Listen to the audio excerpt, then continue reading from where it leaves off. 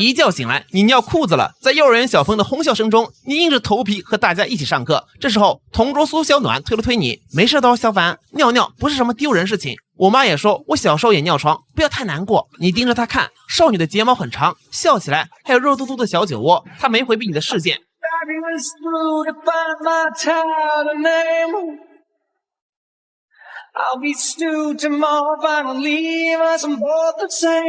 就这么对视5秒后，你绷不住了，撇过头去，好耶，我赢了。切，幼稚！你这才发现，原来自己重生回了幼儿园时期，正思索着未来计划呢。苏小暖开始扒拉着你的胳膊，一边玩去，别老缠着我，好烦。谁知这话一出，小暖的眼眶就蓄满泪水。为什么你突然不愿意跟我玩了？我也没有笑话你尿床，别不跟我玩呀！你只能柔声安慰我没说不跟你玩呀。这样吧，明天给你买棒棒糖吃。哭声戛然而止。真的吗？放心吧，如果你不信的话，咱们就拉钩约定。小暖认真伸出手，拉钩上吊，100年不许变。这时候突然有人在背后撞了你一下，你摔在地上流着鼻血。小暖连忙拿着纸巾给你擦。有小朋友喊道：啊，是范小柔那个野丫头又在害人。很快那个始作俑者被老师揪了出来。看着这个脏兮兮的少女，还有那个名字，你总感觉有点眼熟。范雅柔，这不就是那个高中常年全校第1高冷的超级女学霸吗？原来跟我居然是幼儿园同学。回家后你缠着老爸买了个棒棒糖。等到第2天，你发现苏小暖扯着范雅柔过来了，他递过来一支千纸鹤。那个昨天的事情我向你道歉。你懵了，啥情况？谁知小暖一本正经，妈妈总说我动不动就哭，那样长大了没人喜欢，我要改成缺点才行。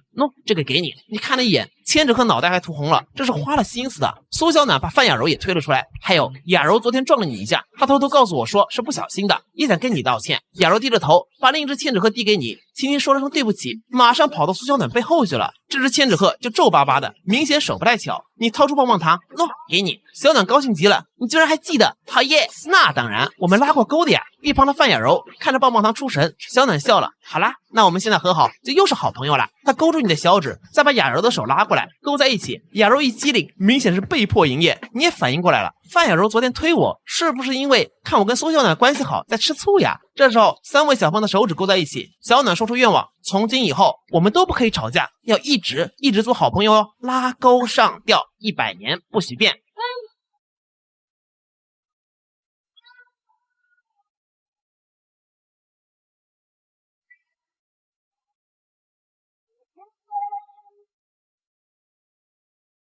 你记得上辈子4年级的时候就搬家了，错过了小暖这个青梅竹马。虽然现在这家伙还是个妈宝小哭包，但未来可期呀。小暖一直摆弄着那根棒棒糖，丝毫没有吃掉的打算。你问他这么开心干嘛？他说这是你第1次送给他礼物，真的好开心好开心。又聊到很饿的时候再吃。你问很饿是什么时候？很饿就是这时候。老师点你名，小凡说什么悄悄话呢？来回答一下这个问题：7个苹果加5个苹果，一共是多少个？别人还在掰手指呢，你呵呵一笑，12。老师都惊呆了，一连好几个问题都对答如流，其他小朋友都崇拜看着你。哇，小凡好厉害哦，和小学生一样厉害。另一边，为了积累创业资本，你瞄准了世界杯彩票。此时正值国足输给哥斯达黎加大败，这国的球迷还对国足充满热爱。消息一出所有球迷胜利欲绝，你的老爸也不例外。当他听到你讨要10块钱的时候，直接摇头，没钱兔崽子，都是你妈在管账，老爸那没戏。你只要偷偷溜去小暖家里，到了他家的别墅，见到了暖妈。小暖的妈妈有一种知性的大家闺秀气质，一双眼波流转清澈的眼眸，格外沁人心脾，仿佛春日的暖阳。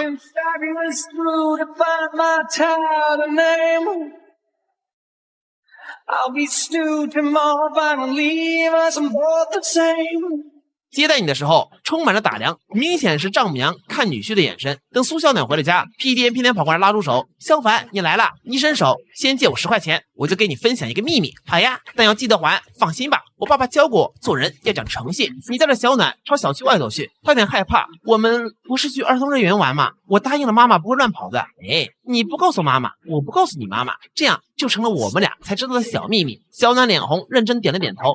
我们的小秘密。很快到了足彩店，你说是替爸爸跑腿买彩票，买了4强的，冠军桑巴，亚军德邦，季军土鸡，店军棒子。店老板狐疑了，这年头还有人来送钱？小孩子的钱他也不好意思骗啊。你在坚持下买了5注，心满意足离开。小暖有点不高兴，小凡你真坏，你借钱是为了买这个啊？刚才跟叔叔撒谎说帮爸爸跑腿，我没撒谎呀，我爸爸的钱在妈妈那里，后面会还你的。为了哄他，你说那我带你出去玩，好耶。接下来你们去了很多地方，宠物店看猫猫，散步古旧石桥，经过喧闹而繁华的街道集市。第一次出来玩，小暖很紧张，一开始只是拽着衣角，但人太多了拽不住。你想想，那你拉住我的手不就好了吗？好耶！手心的温度让他放松很多。路过棉花糖摊子的时候，你叹口气，可惜我没钱，要是有的话肯定请你吃。小暖眼睛一亮，这样吧，我有钱，我可以先借给你，你再给我买。你接过硬币，来，叔叔，一根棉花糖递给小女孩，喏，我请你的，谢谢你。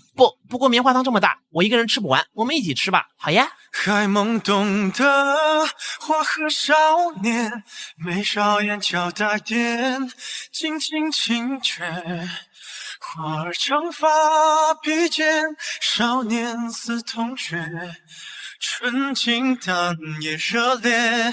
之后聊起未来的梦想，你说我要赚钱。小暖一嘟嘴，你的梦想好无聊啊，我就不一样了，我想像妈妈那样当个小学老师。为什么当老师呀？因为老师有很多假期啊，星期六、星期天、寒假、暑假，还有各种节假日，下班还早，好轻松呀。你敲了一下他的头，哎呀，好疼！你说想当老师，结果还不是想着玩？才不是呢！我还没说完，当老师的话，我就可以一辈子和孩子们相处，然后我们一起去郊游，我只会布置一点点作业。还有，就这样说着说着，他一头倒在你肩膀上睡着了。第二天幼儿园放学的时候，苏小暖很快被妈妈接走了，就剩你跟范雅柔在教室，直到很晚，教室外传来摩托车的声音，雅柔立刻跑出去张望，可又很失望的回来了。原来是你老爸来了，值班的李老师很凶。哎呀，真是的，你们这些个家长也真是，记得下次早点来接孩子，我也要下班的。随后他对雅柔说道，刚才打你爸爸电话也没人接，不然你先跟我回家。李老师本身就很凶，雅柔胆子小不敢去，往你身后缩了缩，你看他眼眶有点红了，拉住老爸，雅柔他爸爸没来，我们可以先把他带回家吗？老爸无奈叹气，你小子，我倒是无所谓。可范雅柔还没等说完，就疯狂摇头。这时候你上去劝，现在幼儿园马上关门了，外面还打着雷，你要是不跟我们回去，就跟李老师回家哦。你刚一转身，一脚就被死死抓住。雅柔委屈巴巴小声道，没有不愿意，我跟你回去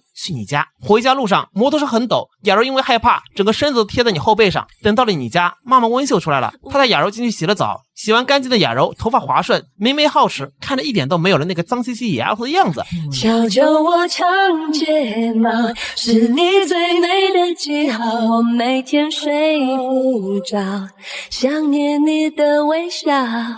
你不知道你对我多么重要，有了你生命完整的刚好。